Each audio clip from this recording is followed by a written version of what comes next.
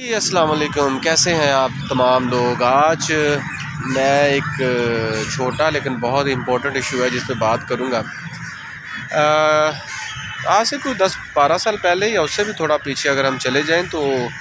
جب لوگوں کو سمجھایا جاتا تھا تو وہ اس چیز کا مائنڈ نہیں کرتے تھے۔ وہ کہتے تھے کہ آپ میرے خیر خواہ ہیں، آپ بہت اچھی اچھی باتیں سمجھاتے ہیں، آپ مجھے جینے کا طریقہ سکھاتے ہیں، آپ مجھے پڑھنے کی تلقین کرتے ہیں۔ لیکن کچھ سالوں پہلے تک یا اب ان ریسنٹ ایرا آپ نے دیکھا ہوگا کہ اگر ہم کسی بندے کو سمجھائیں، کسی کو کسی کام سے روکیں تو وہ آپ کو اوپر سے ڈانٹنا شروع کر دیتا ہے، یا اگر وہ نہیں ڈانٹتا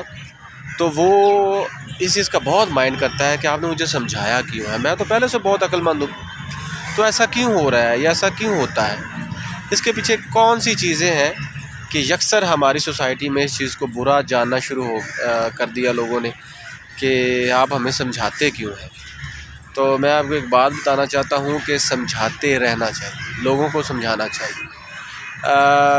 ضرور سمجھانا چاہیے، چاہے وہ آپ کو ایذا ہی کیوں نہ دے۔ بہت مشہور واقعہ ہے کہ ایک بزرگ جب اپنے کچھ ساتھیوں کے ساتھ جا رہے تھے تو وہ کسی بچھو تھا، وہ یہ بہت پرانی بات ہے لیکن میں آج پھر آپ کو بتاتا چلوں کہ وہ بچھو پانی میں ڈوب رہا تھا تو وہ ان کو ایک تنکے کی مدد سے اوپر اٹھا رہے تھے اور ان کو بچا رہے تھے۔ تو ان کے ساتھیوں نے کہا کہ آپ یہ کیا کر رہے ہیں، آپ اس کو کیوں سمجھا رہے ہیں، آپ اس کو کیوں بچا رہے ہیں اس بچھو کو،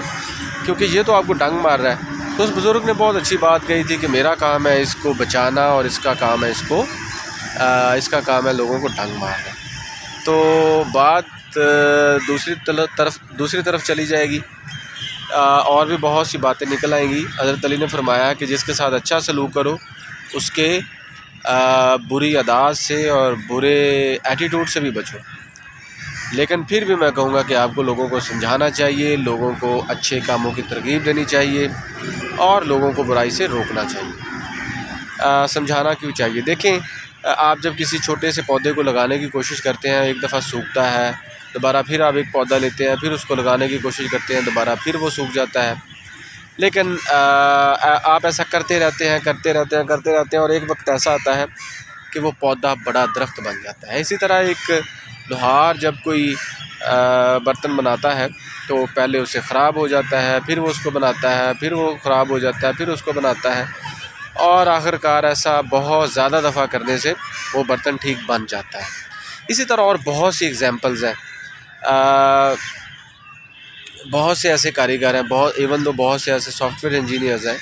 یا بہت سے ایسے ریسرچر ہیں جو ایک ریسرچ کو ایک دفعہ کرتے ہیں، صحیح نہیں ہوتی، ان کے پروفیسر کہتے ہیں ان کو دوبارہ ٹھیک کر کے لائیں،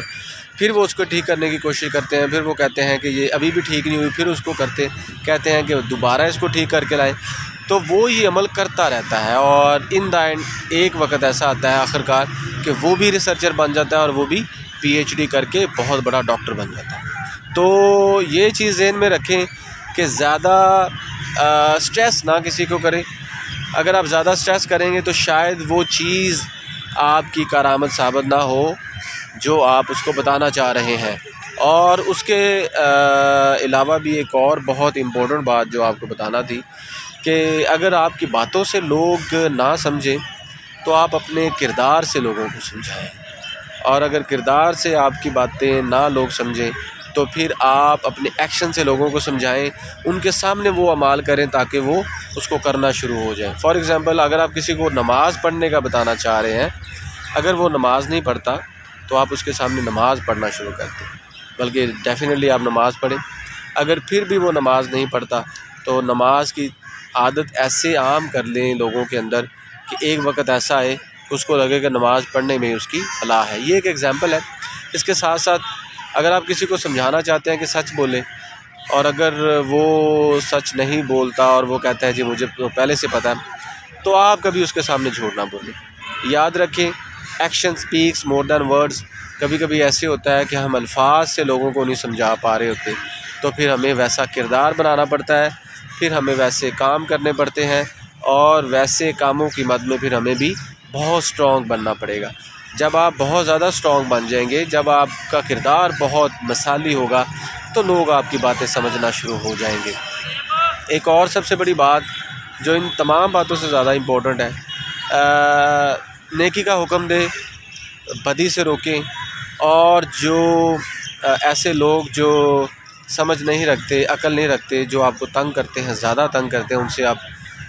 دور ہٹ جائیں۔ سم ٹائم ایسے ہوتا ہے کہ سمجھانے کی مد میں آپ اپنی عزت کو گنوا بیٹھتے ہیں۔ کوشش یہ کریں کہ اپنے کردار سے، اپنے اعمال سے، پہلے اس کو اپنے الفاظ سے سمجھائیں، اگر وہ نہیں سمجھتا کردار، پھر اپنے اعمال، اور اس کے ساتھ ساتھ ایٹماسفیرک کنڈیشنز ایسی کر دیں کہ وہ آپ کا بچہ، آپ کا بھائی، آپ کی بہن، آپ کی آس پاس کی جاننے والی، آپ کے آس پاس کا جاننے والا، آپ کا ہمسایہ، کوئی بھی ہو سکتا ہے، آپ کی اسٹوڈنٹ ہو سکتی ہے، آپ کا طالب علم ہو سکتا ہے، آپ کا استاد ہو سکتا ہے، اگر وہ کوئی ایسا کام کر رہا ہے جس کو آپ کو روکنے کی کوشش کر رہے ہیں، تو آپ اس کو اپنے کردار سے، اپنے اعمال سے، اپنے کردار کی بلندیوں پہ لے جا کر اس بات کو سمجھائیں، تو وہ ضرور آپ کی بات سمجھے گا۔ تو سمجھانا مت چھوڑیں، سمجھاتے رہیں، اور ایک وقت ایسا آئے گا کہ سارے لوگ اچھے ہو جائیں گے۔ میرا یہ ماننا ہے کہ زندگی بدل سکتی ہے، everything is possible, mind can be change, آپ کی حالات اچھے ہو سکتے ہیں اگر آپ اس کو کرنا چاہیں تو۔ اگر آپ کو میری باتیں اچھی لگی ہوں، یا آپ کو کوئی بھی بات اچھی لگی ہو، اور اگر آپ دوسروں کو میری بات پہنچانا سمجھیں کہ میری بات پہنچانے سے دوسروں کا فائدہ ہوگا، تو میری بات کو ضرور پہنچائیں۔ میرے چینل کو ضرور سبسکرائب کریں۔ Thank you so much.